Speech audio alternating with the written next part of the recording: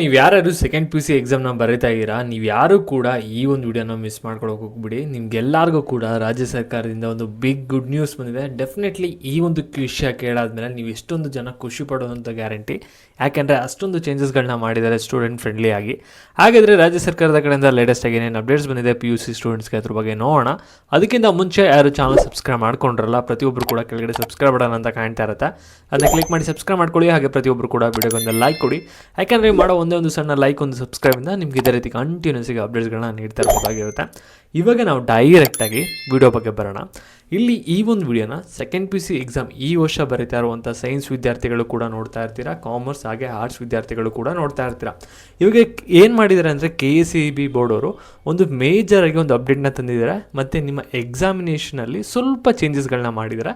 ಅದರಿಂದ ಎಷ್ಟೊಂದು ಜನ ವಿದ್ಯಾರ್ಥಿಗಳಿಗೆ ಸ್ಕೋರಿಂಗ್ ಇಂಪ್ರೂವ್ ಆಗುತ್ತೆ ಎಕ್ಸಾಮಲ್ಲಿ ಮತ್ತು ನಿಮಗೆ ತುಂಬಾ ಹೆಲ್ಪ್ ಆಗುತ್ತೆ ಅಂತ ಹೇಳ್ಬೋದು. ಆ ರೀತಿ ಇದೆ ಒಂದು ಅಪ್ಡೇಟು.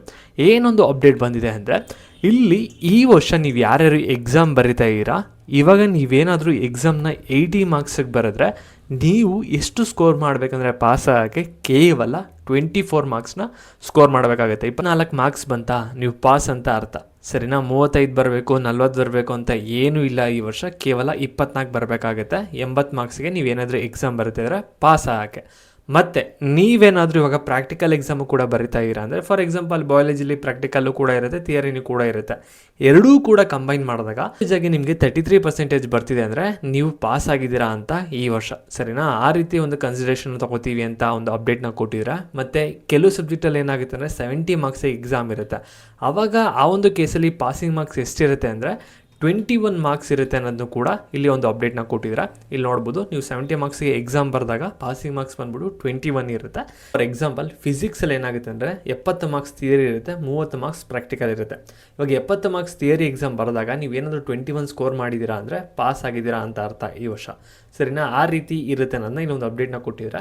ಮತ್ತು ಇವಾಗ ಪ್ರಾಕ್ಟಿಕಲ್ ಎಕ್ಸಾಮಲ್ಲೂ ಕೂಡ ಚೇಂಜಸ್ ಆಗಿದೆ. ಇಲ್ಲಿ ಪ್ರತಿ ವರ್ಷ ಏನಾಗ್ತಿತ್ತು ಅಂದರೆ 20 ಮಾರ್ಕ್ಸು ನಿಮಗೆ ಪ್ರಾಕ್ಟಿಕಲ್ ಎಕ್ಸಾಮ್ಗೆ ಇರ್ತಿತ್ತು, 6 ಮಾರ್ಕ್ಸು ನಿಮ್ಮ ಲ್ಯಾಬ್ ರೆಕಾರ್ಡಿಗೆ ಇರ್ತಿತ್ತು, 4 ಮಾರ್ಕ್ಸು ವೈವಾ ಕ್ವಶನು ಇನ್ವಿಜಿಲೇಟರ್ ಕೇಳ್ತಿದ್ರು. ಈ ರೀತಿ ಒಂದು ಪ್ಯಾಟ್ರನಲ್ಲಿತ್ತು. ಆದರೆ ಈ ವರ್ಷ ಏನಾಗ್ತಿದೆ ಅಂದರೆ ನಿಮಗೆ ವೈವಾ ಅನ್ನೋದನ್ನ ತೆಗೆದುಬಿಟ್ಟಿದ್ದಾರೆ.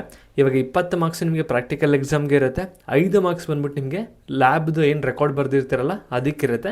ಇನ್ನು 5 ಮಾರ್ಕ್ಸ್ ಬಂದ್ಬಿಟ್ಟು ನೀವು ಪ್ರತಿದಿನ ಕಾಲೇಜ್ಗೆ ಹೋಗ್ತಾ ಇರಲ್ಲ, ಅಟೆಂಡೆನ್ಸ್ ಮೇಂಟೈನ್ ಮಾಡ್ತಾ ಇರಲ್ಲ, ಅದಕ್ಕೆ 5 ಮಾರ್ಕ್ಸ್ ಇರುತ್ತೆ ಅನ್ನೋದನ್ನ ಇಲ್ಲಿ ಒಂದು ಅಪ್ಡೇಟ್ನ ಮಾಡಿದ್ದಾರೆ, ಸರಿನಾ? ಈ ವರ್ಷ ನಿಮಗೆ ವೈವಾ ಇರೋದಿಲ್ಲ, ಅದನ್ನ ಚೇಂಜ್ ಮಾಡಿ ಏನು ಮಾಡಿದ್ದಾರೆ ಅಂದರೆ ನಿಮ್ಮ ಅಟೆಂಡೆನ್ಸಿಗೆ ಆ ಒಂದು 5 ಮಾರ್ಕ್ಸ್ನ ಅಲೋಕೇಟ್ನ ಮಾಡಿದ್ದಾರೆ. ಮತ್ತು ನಿಮಗೆ ಪ್ರಾಕ್ಟಿಕಲ್ ಎಕ್ಸಾಮ್ ಏನಿದೆಯಲ್ಲ, ಬಯಾಲಜಿ ಆಗ್ಬೋದು, ಕೆಮಿಸ್ಟ್ರಿ ಆಗಿರ್ಬೋದು, ತುಂಬಾ ಈಸಿ ಇರುತ್ತೆ. ಫಿಸಿಕ್ಸ್ ಸ್ವಲ್ಪ ನೀವು ಎಫರ್ಟ್ ಹಾಕಿದ್ರೆ ಅಲ್ಲೂ ಕೂಡ ನೀವು ಈಸಿಯಾಗಿ ಸ್ಕೋರ್ ಮಾಡ್ಬೋದು. ಇಲ್ಲಿ CET ಎಕ್ಸಾಮ್ನ ಯಾರ್ಯಾರು ಬರೀಬೇಕು ಅಂತ ಅಂದ್ಕೊಂಡಿದ್ದೀರಾ, ನಿಮ್ಗೆಲ್ಲರಿಗೂ ಕೂಡ ಒಂದು ಟಿಪ್ ಏನಂದರೆ, ಇವಾಗ ಪ್ರಾಕ್ಟಿಕಲ್ ಮತ್ತು ಥಿಯರಿ ಎಕ್ಸಾಮಲ್ಲಿ ಚೆನ್ನಾಗಿ ಪರ್ಫಾರ್ಮ್ ಮಾಡಿಬಿಟ್ಟು ಸ್ಕೋರ್ ಮಾಡ್ಕೊಬಿಡಿ. ಯಾಕಂದರೆ CET ಎಕ್ಸಾಮ್ ನೀವು ಬರೀತಾರಲ್ಲ, ಕಾಂಪಿಟೇಟಿವ್ ಎಕ್ಸಾಮ್, ಅದು ತುಂಬಾ ಕಷ್ಟ ಇರುತ್ತೆ. ಥಿಯರಿ ಎಕ್ಸಾಮ್ಗೆ ಹೋಲ್ಸ್ಕೊಂಡ್ರೆ ಅಲ್ಲಿ ಸ್ಕೋರ್ ಮಾಡೋದು ಸ್ವಲ್ಪ ಕಷ್ಟ.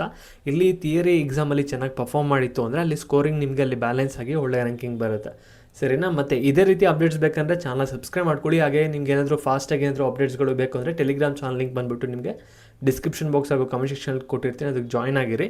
ಹಾಗೆ ಈ ಒಂದು ವೀಡಿಯೋಗಳನ್ನ ನಿಮ್ಮ ಫ್ರೆಂಡ್ಸ್ಗಳಿಗೆ ಯಾರಿಗೆ ಸಹಾಯ ಆಗುತ್ತೆ ಅಂತ ಅನಿಸುತ್ತೆ ಅವ್ರಿಗೆಲ್ಲರಿಗೂ ಕೂಡ ಶೇರ್ ಮಾಡಿ, ಅಪ್ಡೇಟ್ಗಳನ್ನ ತಿಳಿಸಿ. Thank you.